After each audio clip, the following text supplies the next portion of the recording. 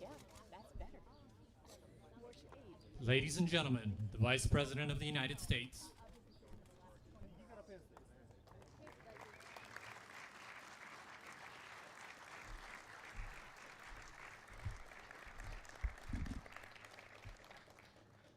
Good afternoon. Secretary Mnuchin, Secretary Ross, EPA Administrator Scott Pruitt, members of Congress, distinguished guests, on behalf of the First Family, welcome to the White House.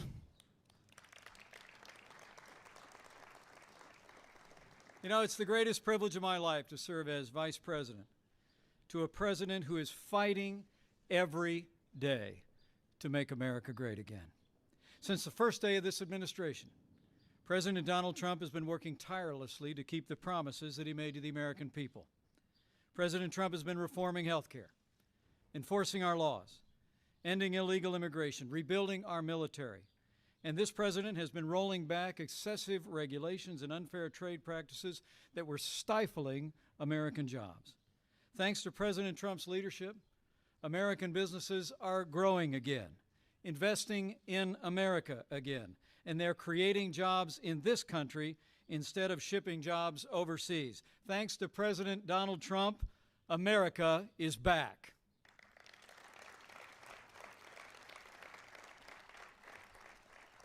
And just last week, we all witnessed the bold leadership of an American president on the world stage, putting America first. From the Middle East to Europe, as leader of the free world, President Trump reaffirmed historic alliances, forged new relationships, and called on the wider world to confront the threat of terrorism in new and renewed ways. And by the action the President will announce today, the American people and the wider world will see once again. Our President is choosing to put American jobs and American consumers first. Our President is choosing to put American energy and American industry first. And by his action today, President Donald Trump is choosing to put the forgotten men and women of America first. So with gratitude for his leadership and admiration for his unwavering commitment to the American people, it is now my high honor and distinct privilege to introduce to all of you the President of the United States of America, President Donald Trump.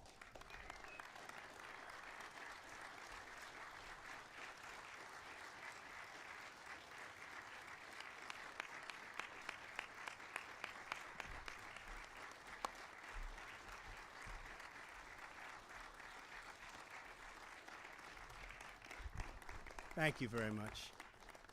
Thank you. I would like to begin by addressing the terrorist attack in Manila. We're closely monitoring the situation, and I will continue to give updates. Anything happens during this period of time, but it is really very sad as to what's going on throughout the world with terror. Our thoughts and our prayers are with all of those affected. Before we discuss the Paris Accord, I'd like to begin with an update on our tremendous, absolutely tremendous economic progress since Election Day on November 8th. The economy is starting to come back, and very, very rapidly. We've added $3.3 trillion in stock market value to our economy and more than 1 million private sector jobs. I've just returned from a trip overseas where we concluded nearly $350 billion of military and economic development for the United States, creating hundreds of thousands of jobs. It was a very, very successful trip. Believe me. Thank you. Thank you. In my meetings at the G7, we have taken historic steps to demand fair and reciprocal trade that gives Americans a level playing field against other nations.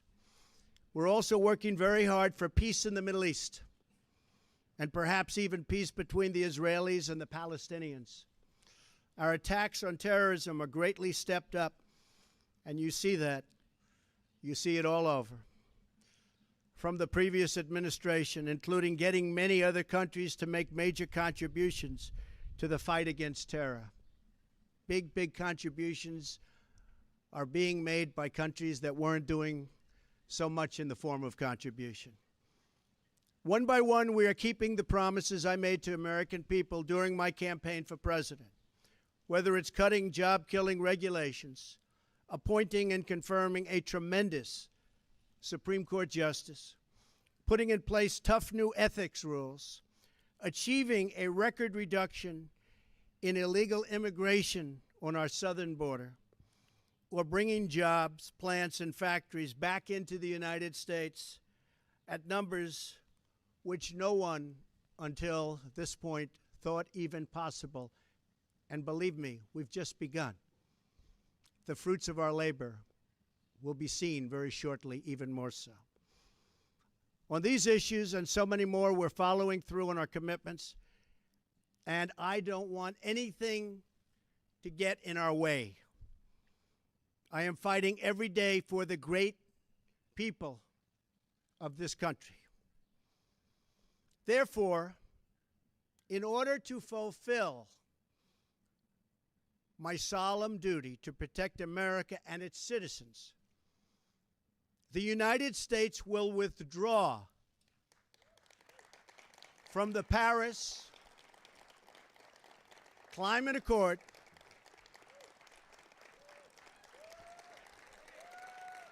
Thank you.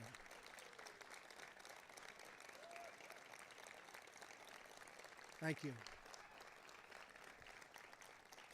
But begin negotiations to re-enter either the Paris Accord or in really entirely new transaction on terms that are fair to the United States, its businesses, its workers, its people, its taxpayers. So we're getting out, but we will start to negotiate, and we will see if we can make a deal that's fair. And if we can, that's great. And if we can't, that's fine.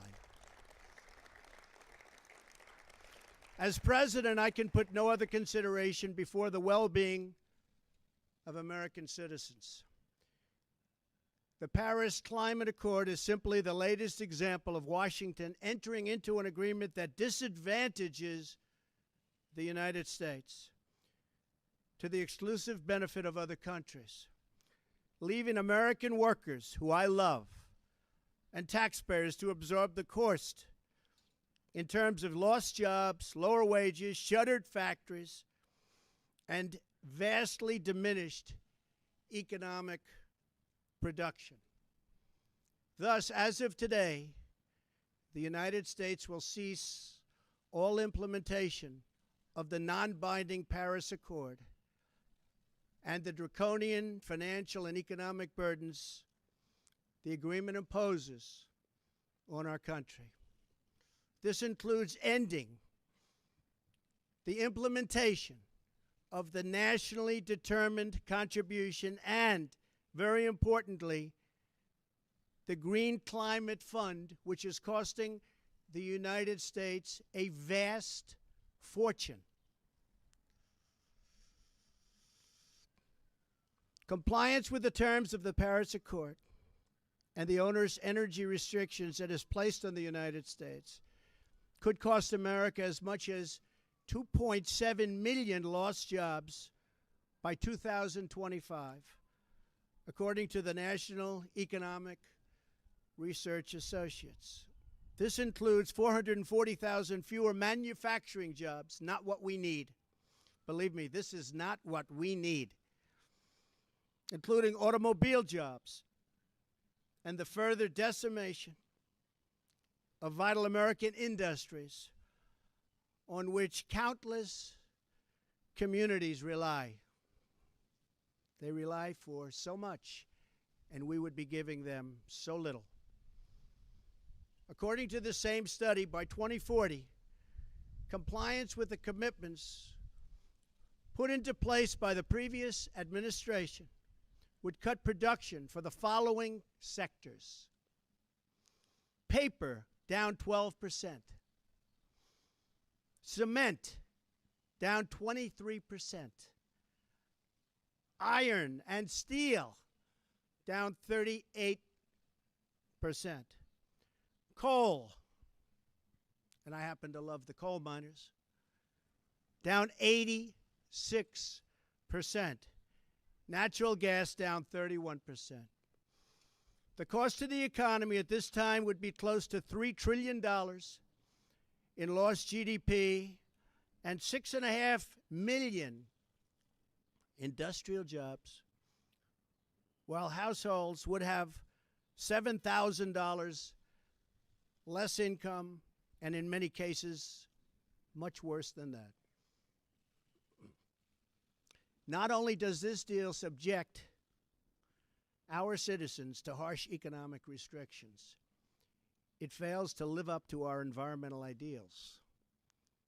As someone who cares deeply about the environment, which I do, I cannot in good conscience support a deal that punishes the United States, which is what it does.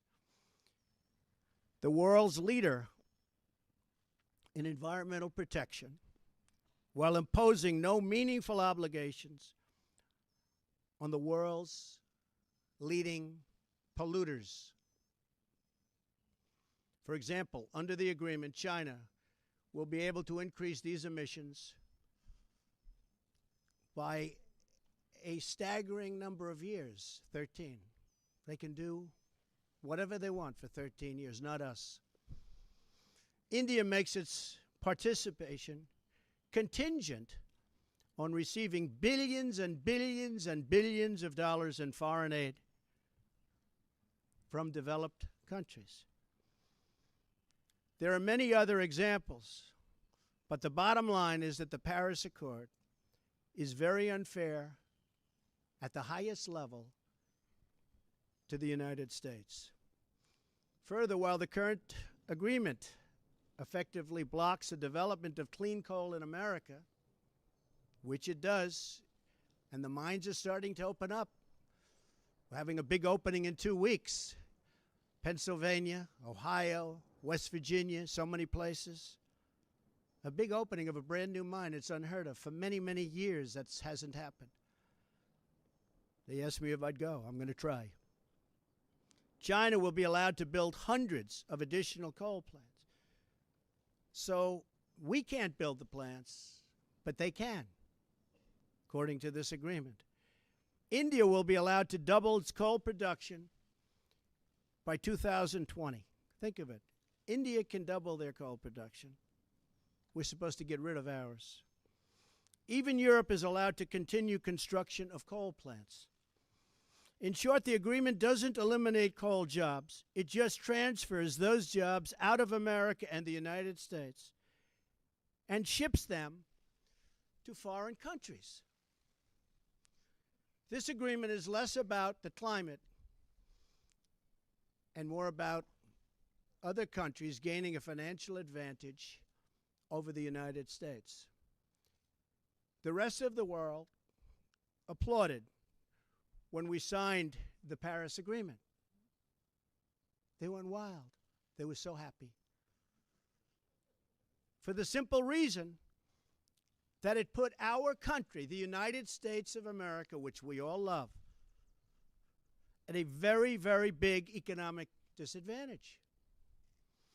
A cynic would say the obvious reason for economic competitors and their wish to see us remain in the agreement is so that we continue to suffer this self-inflicted major economic wound.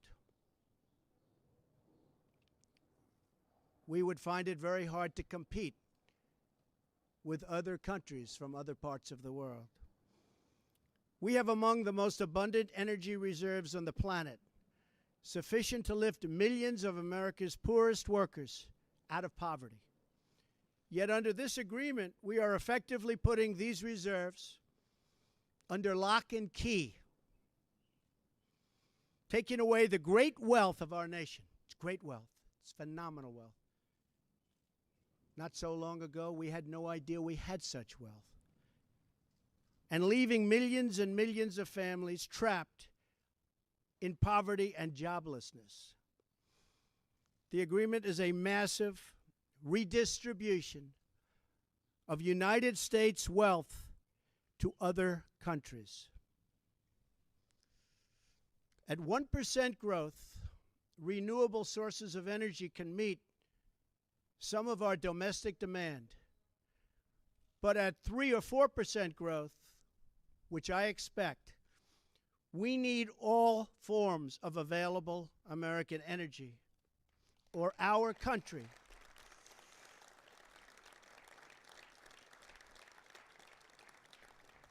will be at grave risk of brownouts and blackouts. Our businesses will come to a halt in many cases, and the American family will suffer the consequences in the form of lost jobs and a very diminished quality of life.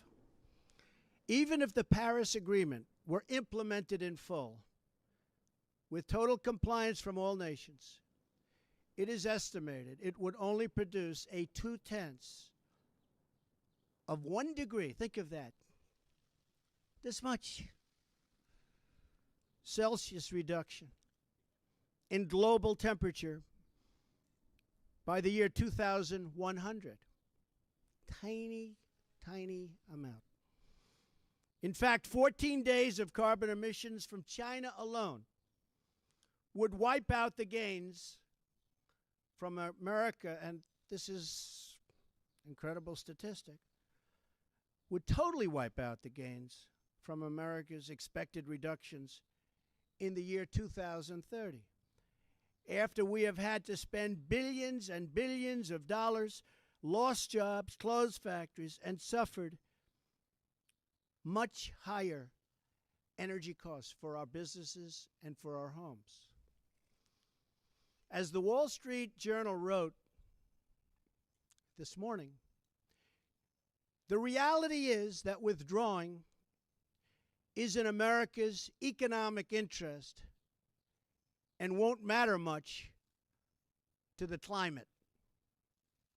The United States under the Trump administration will continue to be the cleanest and most environmentally friendly country on earth.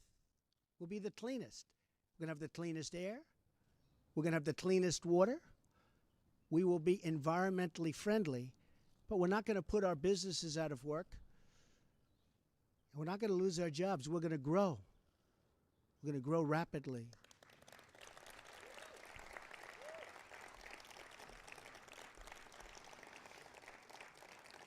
And I think you just read, it just came out minutes ago, the small business report.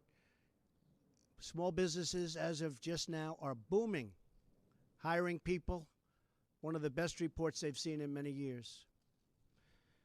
I'm willing to immediately work with Democratic leaders to either negotiate our way back into Paris under the terms that are fair to the United States and its workers, or to negotiate a new deal that protects our country and its taxpayers.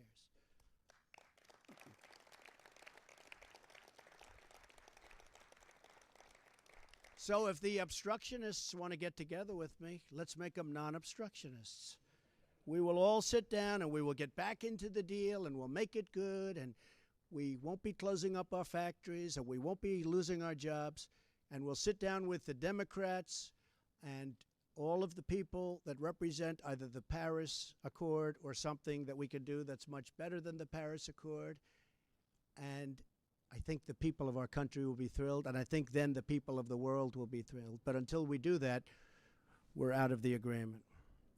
I will work to ensure that America remains the world's leader on environmental issues, but under a framework that is fair and where the burdens and responsibilities are equally shared among the many nations all around the world.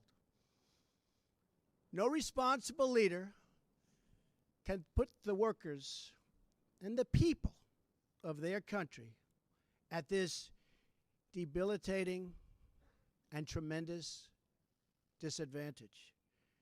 The fact that the Paris deal hamstrings the United States while empowering some of the world's top polluting countries should dispel any doubt as to the real reason why foreign lobbyists wish to keep our magnificent country tied up and bound down by this agreement. It's to give their country an economic edge over the United States. That's not going to happen while I'm president. I'm sorry.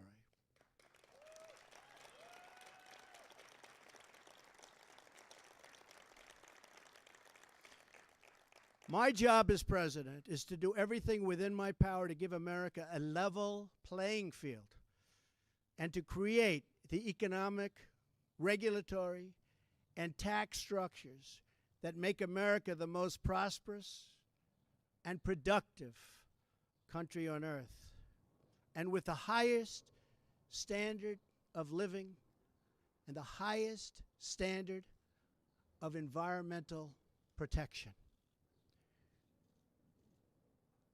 Our tax bill is moving along in Congress, and I believe it's doing very well. I think a lot of people will be very pleasantly surprised.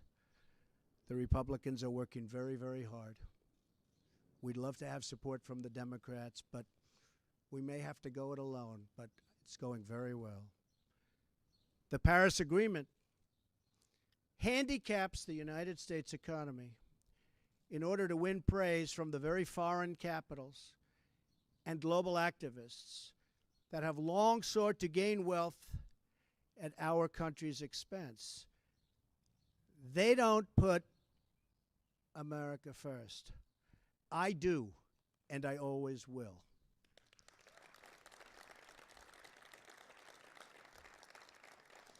The same nations asking us to stay in the agreement are the countries that have collectively cost America trillions of dollars through tough trade practices and, in many cases, lax contributions to our critical military alliance. You see what's happening. It's pretty obvious to those that want to keep an open mind. At what point does America get demeaned? At what point do they start laughing at us as a country? We want fair treatment for its citizens, and we want fair treatment for our taxpayers. We don't want other leaders and other countries laughing at us anymore, and they won't be. They won't be. I was elected to represent the citizens of Pittsburgh, not Paris.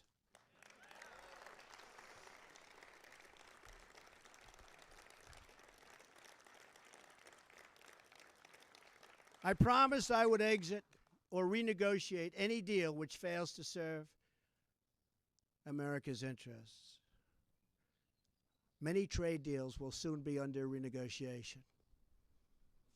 Very rarely do we have a deal that works for this country, but they'll soon be under renegotiation. The process has begun from day one, but now we're down to business.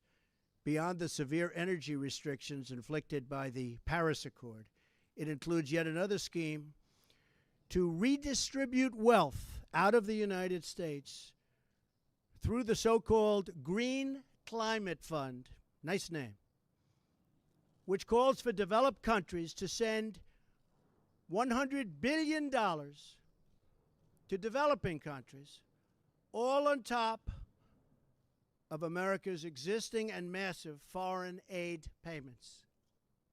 So we're going to be paying billions and billions and billions of dollars, and we're already way ahead of anybody else. Many of the other countries haven't spent anything, and many of them will never pay one dime. The Green Fund would likely obligate the United States to commit potentially tens of billions of dollars, of which the United States has already handed over $1 billion. Nobody else is even close. Most of them haven't even paid anything, including funds raided out of America's budget for the war against terrorism. That's where they came. Believe me, they didn't come from me. They came just before I came into office. Not good. And not good the way they took the money. In 2015, the United Nations, departing top climate officials, reportedly described the $100 billion per year as peanuts and stated that the $100 billion is the tail that wags the dog. In 2015, the Green Climate Fund's executive director reportedly stated that estimated funding needed would increase to $450 billion per year after 2020, and nobody even knows where the money is going to. Nobody's been able to say, where is it going to? Of course, the world's top polluters have no affirmative obligations under the Green Fund, which we terminate. America is $20 trillion in debt. Cash-strapped cities cannot hire enough police officers or fix vital infrastructure. Millions of our citizens are out of work, and yet, under the Paris Accord, billions of dollars that ought to be invested right here in America will be sent to the very countries that have taken our factories and our jobs away from us. So think of that. There are serious legal and constitutional issues as well. Foreign leaders in Europe, Asia, and across the world should not have more to say with respect to the U.S. economy than our own citizens and their elected representatives. Thus, our withdrawal from the agreement represents a reassertion of America's sovereignty.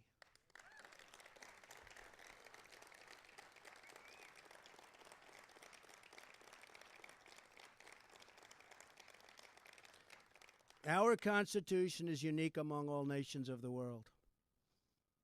And it is my highest obligation and greatest honor to protect it. And I will. Staying in the agreement could also pose serious obstacles for the United States as we begin the process of unlocking the restrictions on America's abundant energy reserves, which we have started very strongly. It would once have been unthinkable that an international agreement could prevent the United States from conducting its own domestic economic affairs. But this is the new reality we face if we do not leave the agreement or if we do not negotiate a far better deal. The risks grow as historically these agreements only tend to become more and more ambitious over time. In other words, the Paris framework is just a starting point, as bad as it is, not an end point. And exiting the agreement protects the United States from future intrusions on the United States' sovereignty and massive future legal liability. Believe me, we have massive legal liability if we stay in. As president, I have one obligation, and that obligation is to the American people. The Paris Accord would undermine our economy, hamstring our workers, weaken our sovereignty, impose unacceptable legal risk, and put us at a permanent disadvantage to the other countries of the world. It is time to exit the Paris Accord.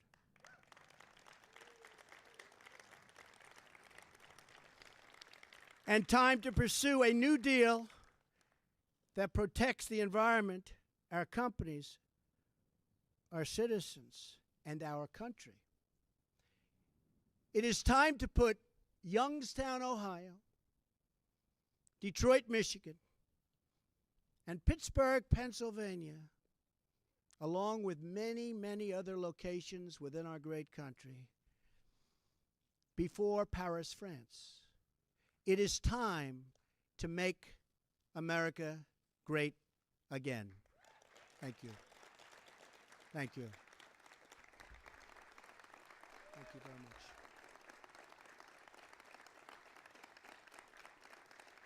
Thank you. Thank you very much.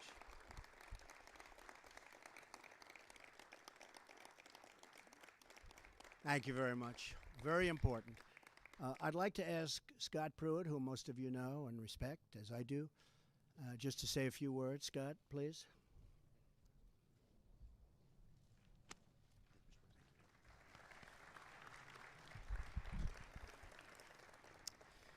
Thank you, Mr. President.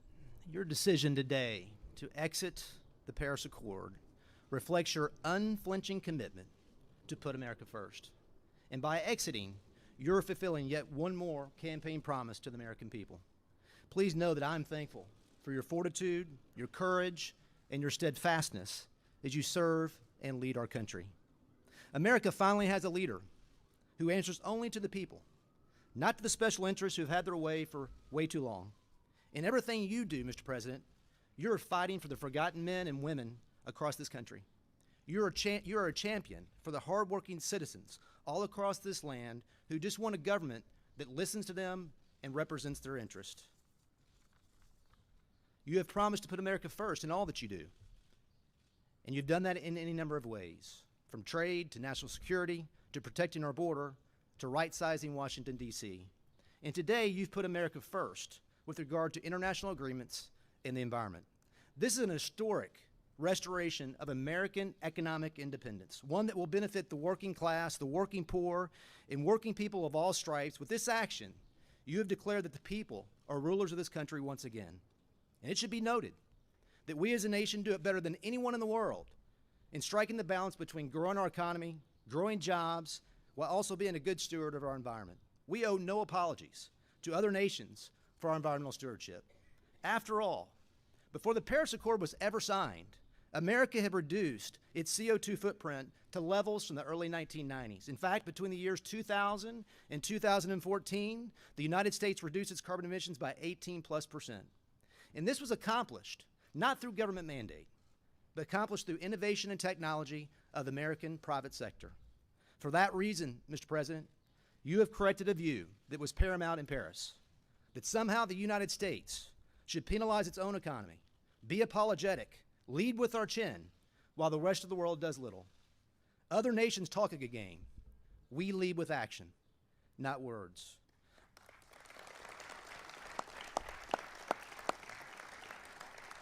Our efforts, Mr. President, as you know, should be on exporting our technology, our innovation, to nations who seek to reduce their CO2 footprint to learn from us. That should be our focus, versus agreeing to unachievable targets that harm our economy and the American people. Mr. President, it takes courage, it takes commitment to say no to the plaudits of men while doing what's right by the American people. You have that courage, and the American people can take comfort because you have their backs. Thank you, Mr. President.